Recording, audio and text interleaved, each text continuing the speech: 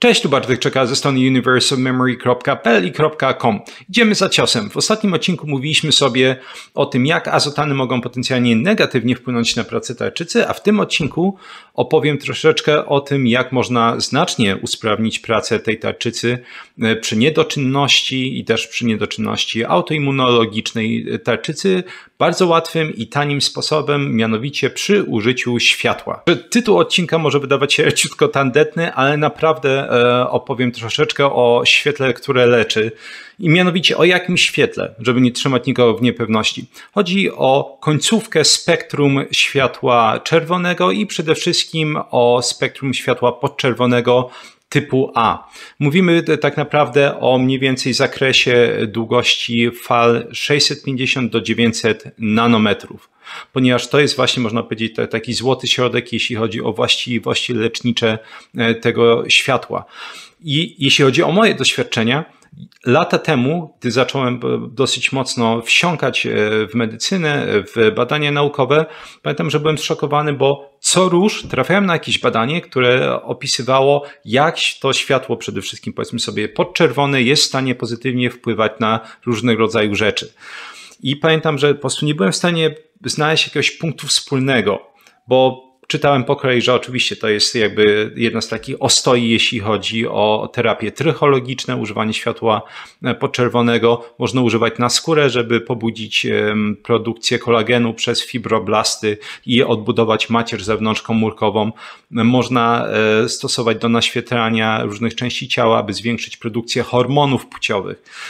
W najnowszych badaniach pokazuje się, że można używać m.in. tego światła, aby złagodzić kłopot nietrzymania moczu, szczególnie u kobiet w wieku menopauzalnym i okołomenopauzalnym. Tych zastosowań jest naprawdę dużo więcej, łącznie oczywiście z klasykami jak leczenie ran, czy na przykład rehabilitacja, rekonwalescencja. Jak widać, rozpiętość zastosowań światła podczerwonego, jeszcze raz też końcówki jakby spektrum światła czerwonego, jeśli chodzi o lecznictwo, jest naprawdę olbrzymia i moim zdaniem to jest jedna z najlepszych terapii, oczywiście jeśli znajduje ona zastosowanie u danego pacjenta z prostego powodu. Ona praktycznie nie kosztuje nic, bo można sobie kupić lampę. Ja potem w dalszej części odcinka dam po prostu linki jakieś nieafiliacyjne, zwykłe linki do Allegro, do takich lamp, które można sobie kupić za 100 do 150 mniej więcej złotych. Więc jest to najtańsza znana mi terapia. Jeśli tylko pasuje ona pod objawy pacjenta i wiem, że może mu pomóc, to zawsze ją polecam, bo ponosimy jednorazowy koszt na początku, a potem tak naprawdę płacimy za prąd. I mimo, że oczywiście można narzekać na ceny prądu teraz, to wiadomo, że w momencie, w którym już mamy takie urządzenie i po prostu będziemy z niego korzystać regularnie, to koszty tak naprawdę, czy stosunek korzyści do kosztów jest absolutnie powalający na korzyści. Głównym bohaterem tego odcinka jest oczywiście tarczyca i w dalszej części tego filmiku omówię, jak naświetlanie tarczycy tym światłem, szczególnie podczerwonym, będzie usprawniać jej pracę.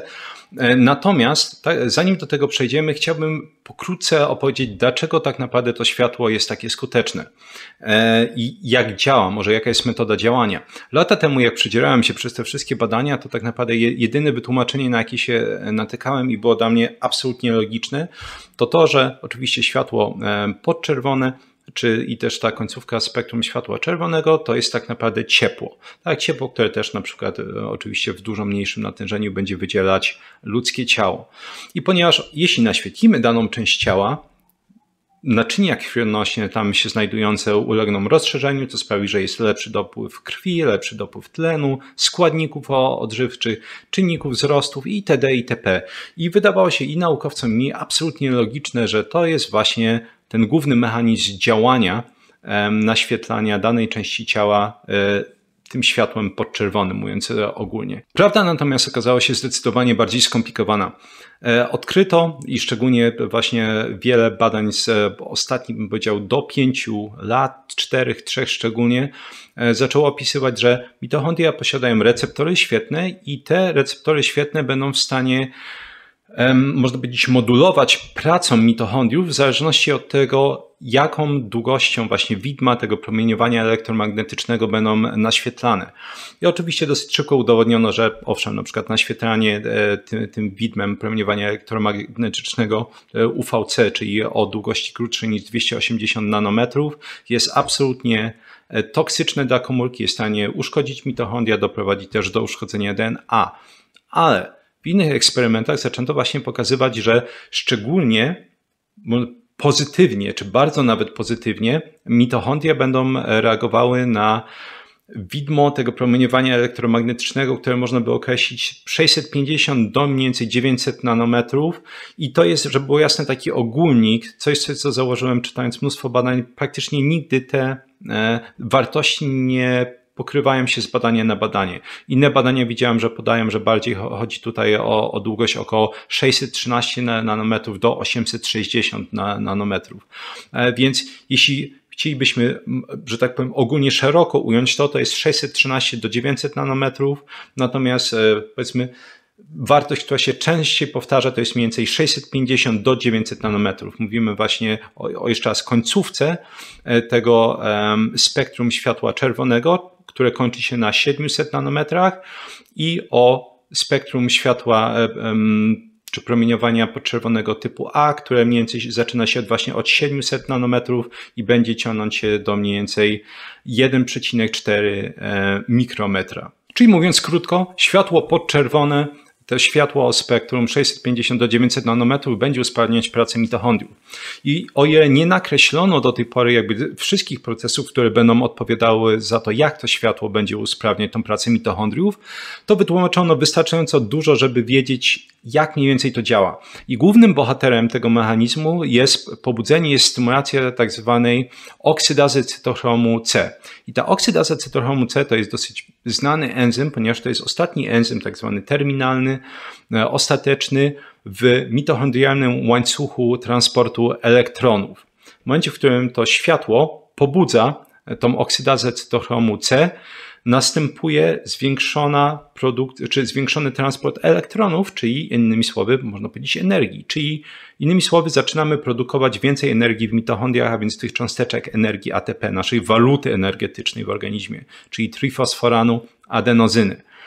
Co ciekawe, jednocześnie występuje drugi mechanizm, ponieważ to jest ciepło, a jak wielokrotnie mówiłem w różnego rodzaju filmikach, organizm nie rozróżnia w żaden sposób rodzajów stresu. I jednym z rodzajów stresu jest stres termiczny, czyli i zimno, i ciepło są, można powiedzieć, na osobnych ekstremach tej skali stresu termicznego. I w tym momencie, w którym właśnie te mitochondria są poddane temu stresowi termicznemu, następuje w mitochondriach, które zwyczajnie są jakby największym producentem w organizmie reaktywnych form tlenu, więc można powiedzieć kolokwialnie wolnych rodników, to też w przypadku naświetlania zwiększa się znacząco produkcja wolnych rodników. I wiem, że logika podpowiada, no to przecież nie jest dobrze. Tak? No bo te wolne rodniki to nam mówią cały czas, że walić to wszystko antyoksydantami.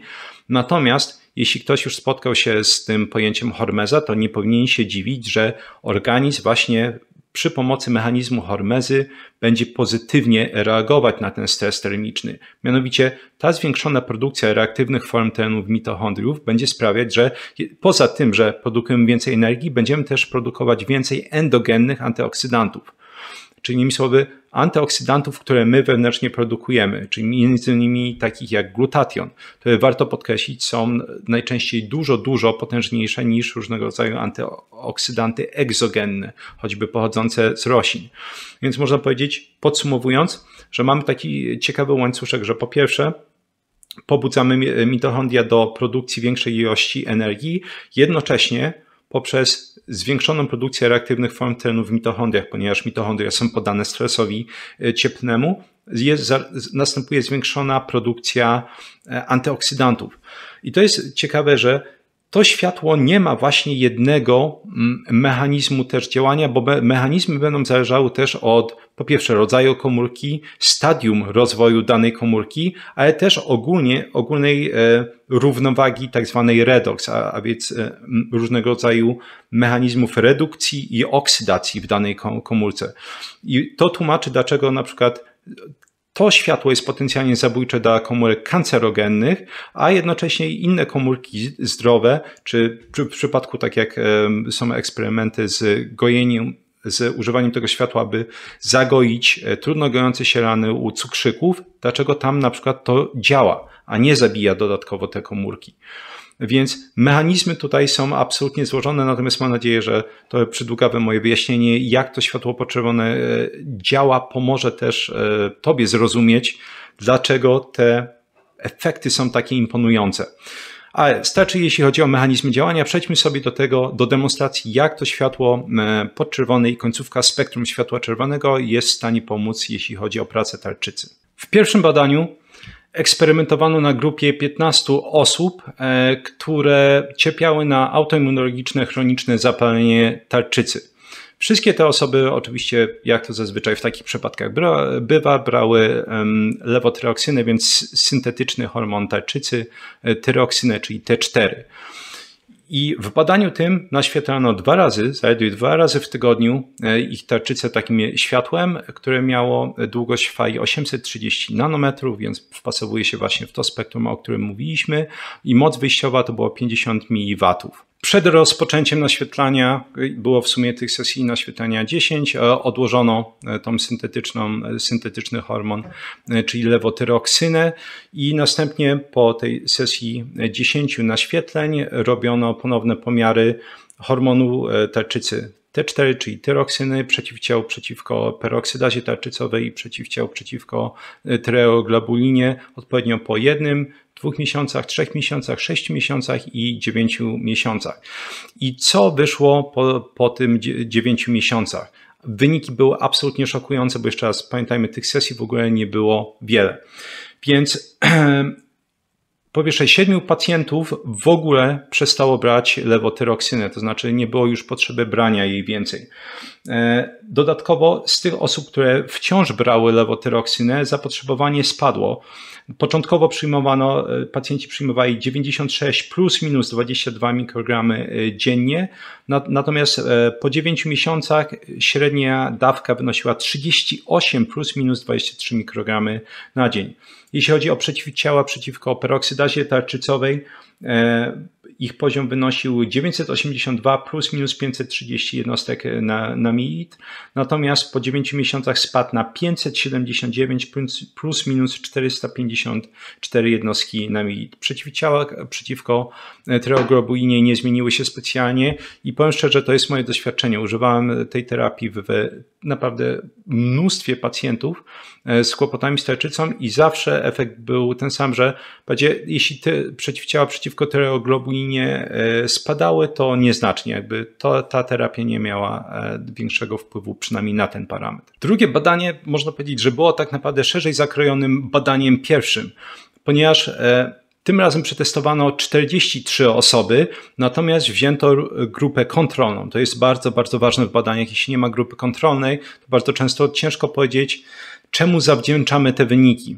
Więc wzięto grupę kontrolną, której podawano placebo. Więc mamy 43 osoby, mamy grupę kontrolną, której podawano naświetlanie placebo, można powiedzieć światłem bez żadnych specjalnych właściwości, i również podano im 10 sesji takiego naświetlania 2 razy w tygodniu.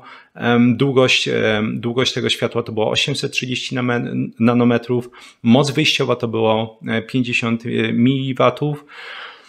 I no właśnie, jakie wyniki czekały nas po 9 miesiącach? Po 9 miesiącach okazało się, że zapotrzebowanie na lewotyroksynę, więc te leki, które u nas odpowiednio się Euthyrox czy Letorox z tych popularnych nazywają, zmieniło następująco. W grupie placebo wynosiło ono 106,88 plus minus 22,9 mikrograma na dzień, natomiast w grupie, która była naświetlana tym światłem podczerwonym, wynosiło ono po 9 miesiącach 38,59 plus minus 20,22 mikrograma na dzień. Więc spadek bardzo, bardzo, bardzo znaczący. Ponownie nie zmieniła się ilość przeciwciał przeciwko tyreoglobulinie, ponownie spadła ilość przeciwciał przeciwko peroksydazie tarczycowej i zwiększyła się też echogeniczność tych zmian, gdy ich sprawdzano. Przejdziemy sobie teraz do badania trzeciego, które sprawdzało no właśnie jak po 6 latach od takich eksperymentów, czy nie następują jakieś patogenne zmiany po naświetlaniu, które dopiero właśnie po tym upływie wielu lat mogą być widoczne. Bohaterami tego trzeciego badania była właśnie ta grupa 43 ochotników, o której mówiłem, z których 25 osób było naświetlonych światłem czerwonym, a 18 dostało dawkę placebo. I po 6 latach okazało się, że pojawiły się guzki tarczycy typu Bethesda 2, jeśli chodzi o klasyfikację u 3 osób z tej grupy, 25 osób naświetlanych światłem podczerwonym. I jest to grupa większa niż ta grupa placebo, a w grupie placebo, która miała 18 osób, również pojawiło się guzki u 3 osób, z czego u 2 tych osób te guzki po biopsji okazały się być Bethesdą 2, natomiast u jednej osoby te guzki były sklasyfikowane jako Bethesda 3. I nawet po tych 6 latach okazało się, że osoby, które miały naświetlaną tarczycę, wciąż biorą znacząco mniejsze dawki lewotyroksyny niż pacjenci poddani grupie placebo. Natomiast po tych 6 latach bez dodatkowych naświetlań ilość przeciwciał przeciwko peroksydazie tarczycowej i tyreoglobulinie nie różniła się między tymi 2 grupami. Jeśli chodzi o moje doświadczenia, to moje doświadczenia są praktycznie identyczne z wynikami badań, które omawiałem. Mianowicie pacjenci najczęściej potrzebują dużo mniej lewotyroksyny. Ci, którzy brali mniejsze dawki, po prostu ją odstawiają. Przeciwciała przeciwko peroksydazie tarczycowej drastycznie spadają. Akurat moje doświadczenie jest, że przeciwko tyreoglobulinie troszeczkę spadają najczęściej, chociaż nie mogę powiedzieć ze 100% pewnością, ponieważ to nie jest tak, że kiedy zajmuję się tarczycą, to leczę tylko i wyłącznie jednym sposobem. Najczęściej to światło podczerwone o odpowiedniej długości. Ono jest jedną ze składowych terapii, więc oczywiście zdaję sobie sprawę, że to, co może obniżyć dodatkowo tyreoglobulinę, to jest właśnie te inne czynniki. Ale tak czy siak polecam absolutnie każdej osobie, która ma kłopoty z tarczycą, właśnie kupienie sobie lampy i naświetlanie tej tarczycy parę razy w tygodniu, dosłownie 5-10 minut, więc po prostu naświetlamy szyję z jednej i z drugiej strony, ponieważ efekty są niesamowicie pozytywne i jeszcze raz koszty są praktycznie zerowe w ostatecznym rozrachunku. Korzyści są przeolbrzymie i przynajmniej wiemy, że usprawniamy pracę własnej tarczycy. Kłopot z syntetycznymi hormonami, których absolutnie nie jestem przeciwnikiem, jeśli są potrzebne, jest taki, że rozleniwiamy organy. Jeśli na przykład ktoś bierze hormonalną terapię zastępczą, jeśli chodzi o testosteron, czy również w postaci po prostu jakichś kombinacji anabolików, staków anabolikowych, jeśli ktoś trenuje kulturystykę, to efekt jest taki najczęściej, że się blokuje, czy innymi słowy ta nasza sieć przysadka gonady przestaje produkować hormony. Czemu? Bo jeśli organizm wykrywa te hormony i wie, że sam ich nie produkuje, to stwierdza, po co miałbym je produkować. I podobnie sprawa ma się z tarczycą. Tarczyca w pewnym momencie po prostu stwierdzi, że takiego wała, jeśli ja co non-stop dostaję syntetyczny hormon, to po prostu nie będę starać się produkować własny. Więc wydaje mi się, że dużo lepszym podejściem jest spróbować wyregulować naturalnie tarczycę, żeby ona sama działała pozytywnie. Jeśli to się nie powiedzie, pewnie rozwiązaniem są oczywiście syntetyczne hormony tarczycy i one będą spełniać swoją funkcję. Natomiast przy ilości narzędzi, które po prostu współczesna medycyna, nie ta mainstreamowa, tylko ta z badań oferuje, wydaje mi się, że naprawdę większość osób, która bierze obecnie leki na tarczycę, mogłaby się ich spokojnie pozbyć i to jest właśnie jedno z podejść, które polecam wszystkim. Jeśli chodzi o lampy, które polecam, linki będą w opisie do konkretnych jakichś sprzedawców na Allegro, żeby było jasne, ja nie dostaję jeszcze raz, to nie są linki afiliacyjne, ja nie biorę za to złotówki, nie znam też tych sprzedawców. To są przykładowe lampy, ale oczywiście polecam przejrzeć inne oferty na Allegro, żeby zobaczyć, czy te, które ja wrzuciłem, są najkorzystniejsze cenowo, a jeszcze raz, w zależności o ofercie, której mówimy, czy lampie, ta na przykład którą lubię, z bajerami, kosztuje 150 czy 160, bo można na przykład ustawić moc wyjściową tego światła, czego nie można w tych innych tańszych lampach w okolicy 100 zł czy 120 zrobić. Więc przejrzeć, jeśli ktoś ma taką potrzebę, kupić. Ja mam i polecam każdemu taką lampę, bo jeszcze raz jakby ilość zastosowań takiej lampy jest szalona. Będę je oczywiście omawiać w innych badaniach, ale no właśnie, to jest jakby taki wstępniak nasz do światła poczerwonego i tego, co może dla nas robić, a może zrobić więcej niż naprawdę bardzo drogie kosmetyki, niż różnego rodzaju dziwne substancje na włosy często, więc polecam, chyba tyle. Chyba tym akcentem mogę skończyć. Jeśli interesuje Cię szybkie zapamiętywanie, nauka dowolnej dziedziny przy pomocy technik pamięciowych, nie mnemotechnik, tylko technik skutecznej nauki, polecam mój kurs Experts Incubator, czyli tak zwana kuźnia ekspertów, gdzie pokazuję, jak samodzielnie uczyć się dowolnej dziedziny od A do Z i kurs odbywa się pod moją opieką merytoryczną. Wszystkim tym, którzy chcą się nauczyć języka obcego samodzielnie, potrzebują do wyjazdu za granicę, do pracy, polecam mój kurs Vocabulary Labs, czyli laboratoria językowe, gdzie pokazuję, jak samodzielnie nauczyć się języka od A do Z. I również kurs odbywa się pod moją opieką merytoryczną. Wszystkie badania, jak zawsze, znajdują się w opisie. Jeśli interesują Cię artykuły na temat właśnie języków i pamięci, polecam mój newsletter na polskiej stronie universeofmemory.pl. Link znajduje się w opisie. Jak zawsze 3 piosenki rockowe w pierwszym komentarzu przypiętym na górze, aby miło spędzić czas również po wysłuchaniu tego odcinka. I na koniec wszystkim, którym podobają się te treści, informacje, polecam wesprzeć kanał, czy to przez zakup właśnie kursu, czy zostanie patronem. Patronat kosztuje 40 zł miesięcznie i w ramach jego jest dostęp do forum, gdzie można mi zadawać pytania, na które chętnie odpowiadam, i również jest dostęp do fiszek z tego odcinka i wszystkich poprzednich odcinków, ostatnich 30 paru, gdzie można ściągnąć wszystkie te informacje, które ja mówiłem, w postaci fiszek, żeby ich się nauczyć. Jest to oczywiście szczególnie polecane osobom, które chcą sobie pomóc albo po prostu są reprezentantami czy przedstawicielami tej branży dietetyczno-medycznej, mówiąc ogólnie. Dzięki piękne za wysłuchanie odcinka i do usłyszenia w następnym za parę dni.